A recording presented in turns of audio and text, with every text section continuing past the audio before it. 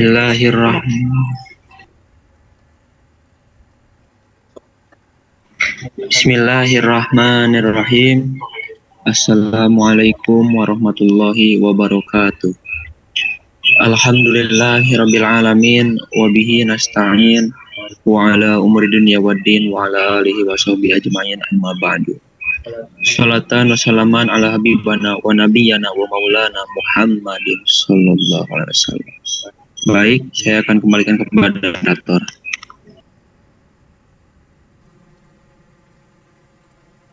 Terima kasih Albiansa. Di sini saya Wahyu Suda, saya moderator. Kami di sini akan mempresentasikan jenis ancaman internet dan solusi mengatasinya.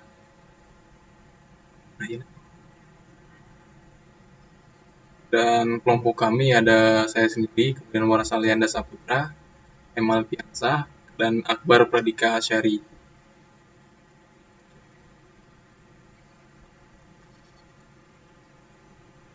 Dan selanjutnya kita langsung masuk ke materi yang akan dibawakan oleh Akbar Pradika. Saya persilakan. Baik, terima kasih kepada moderator Wahyu Suhada. Di sini saya Akbar Pradika Asyari akan menyampaikan ancaman yang pertama, ancaman internet. Ratusan buku dan ribuan makalah penelitian telah ditulis untuk membahas bilang ancaman siber. Oleh karena itu, menyatukan kekayaan informasi ini ke dalam satu bab adalah tugas yang berat bagi Waters 2023. Dengan begitu, kami hanya akan memberikan informasi yang ada dalam buku beliau. Next.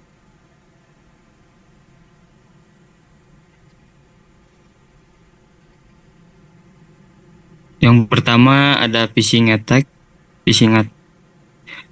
Serangan ini melibatkan pengguna email atau pesan palsu untuk mengelabui individu agar memberikan informasi sensitif atau mengklik tautan berbahaya yang seringkali mengarah pada pencurian informasi sensitif atau infeksi malware.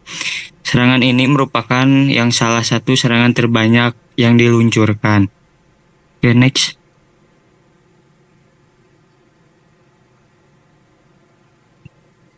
Ransomware attack. Ransomware adalah jenis malware yang menginskripsi data organisasi dan meminta pembayaran sebagai imbalan atas kunci dekripsi. Serangan-serangan ini juga dapat menyebabkan gangguan signifikan terhadap operasional bisnis dan mengakibatkan kerugian finansial yang sangat signifikan. Next. Malware attack. Malware adalah segala jenis perangkat lunak yang dirancang untuk menyebabkan kerusakan pada sistem atau jaringan komputer. Ini juga dapat mencakup antara lain virus, malware, dan Trojan horse. Next.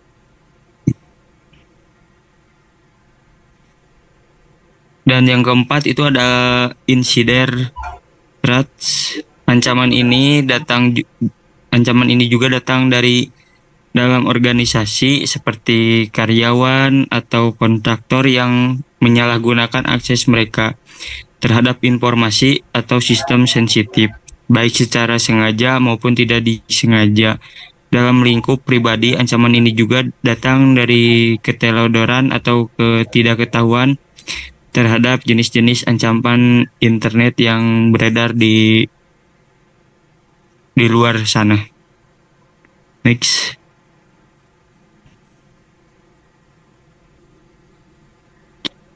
Dan yang kelima itu ada Advanced Persistent Threats atau APTS.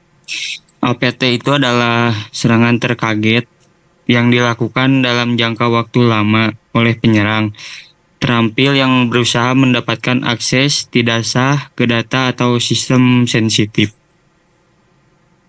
Next.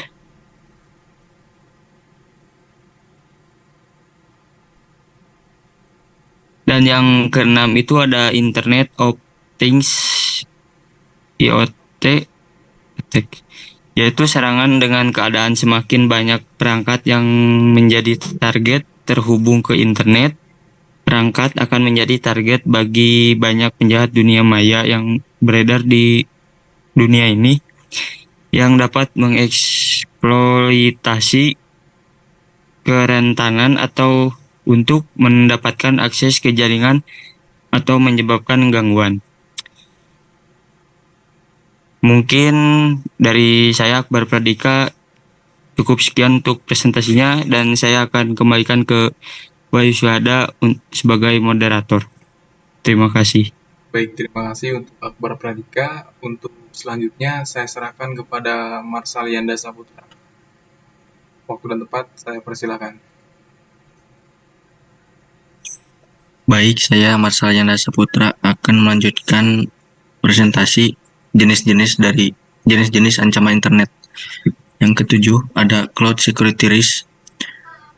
Layanan cloud telah menjadi suatu hal yang penting bagian dari operasi bisnis modern, tetapi mereka juga memperkenalkan risiko keamanan baru, termasuk pelanggaran data, pembajakan layanan, dan akses tidak sah.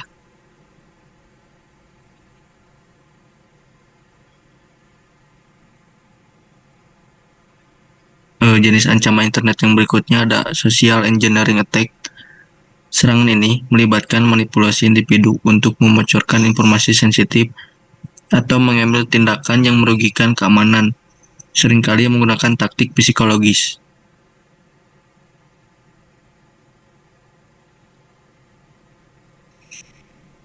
Jenis ancaman internet yang selanjutnya ada distributed denial of service atau disingkat DDoS attack. Serangan DDoS melibatkan pembebanan sistem atau jaringan dengan lalu lintas, lalu menyebabkan menjadi tidak tersedia bagi pengguna. Serangan-serangan ini bisa saja digunakan untuk mengganggu operasi bisnis atau memeras organisasi.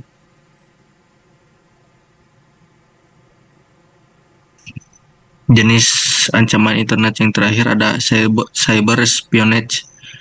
Spionase dunia maya melibatkan pencurian informasi sensitif, informasi oleh negara, bangsa, atau organisasi lain untuk keunggulan strategis atau kompetitif. Baik, untuk materi selanjutnya saya kembalikan kepada moderator Wahyu Syuhada. Terima kasih Marsalianda Saputra. Dari saya sendiri akan membawakan materi solusi mengatasi ancaman internet. Nah, yang pertama ada user. Di sini user sendiri harus tahu bagaimana memilih orang yang tepat, yang paling kecil kemungkinannya menghadapi ancaman internal dalam kasus perusahaan ini, dan yang paling tahan terhadap ancaman eksternal. Dalam hal ini bisa kita simpulkan sebagai seorang user harus memiliki wawasan terhadap ancaman cyber. Dan yang kedua ada dari sistemnya, yaitu cara mengatur proses dan praktik organisasi untuk sistem dan jaringan komputer yang dapat mengetahui ancaman dan meningkatkan kemampuan respon. Kesimpulannya, kita bisa menggunakan sistem operasi original atau original dari perusahaan pengembang seperti Windows yang bukan merupakan Windows crack atau bajakan, dan kemudian memasang antivirus dalam komputer. Dan untuk selanjutnya saya akan serahkan kepada Muhammad Alfiansyah. Terima kasih.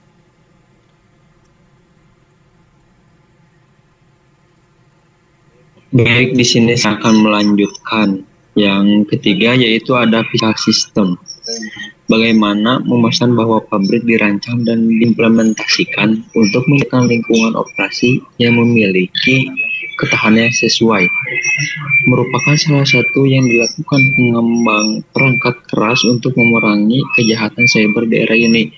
Sebagai contoh, yakni perusahaan Apple yang memiliki lingkungan Apple untuk hanya bisa saling terkait dengan perangkat Apple itu tersendiri, yang mana tersebut juga menghadirkan keamanan lebih terhadap perangkat yang dipakai.